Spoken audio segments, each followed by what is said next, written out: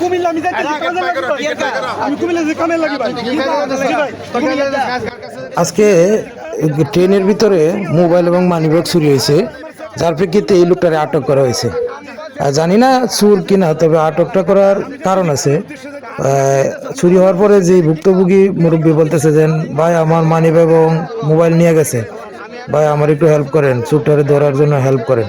তখন সবাই যখন বলছে দেন এন থেকে কেউ বাইরে যেতে পারবেন না, ট্রেনের ভিতরে চেক করে সবাইকে ছাড়বো, সব ছেলেরা যখন বলতেছে, কিছুক্ষণের মধ্যে এই লোকটার পায়ের কাছে 2টা মোবাইল পাওয়া গেছে। তো এরই আটক করছে, সবাই ধরছে যে এই নিচে। আর মানিব্যাগটা পাওয়া যায় না, মানিব্যাগে নাকি 10,000 টাকা ছিল এবং কিছু প্রয়োজনীয় কাগজপত্র ছিল এই মুরব্বীর, যার প্রেক্ষিতে উনি রাগে বলতেছে আমার কাগজপাতি খুব দরকার, তুই কার কাছে মানিব্যাগ পাচার করছিস ওইটা কো। ও স্বীকার যাইতেছে।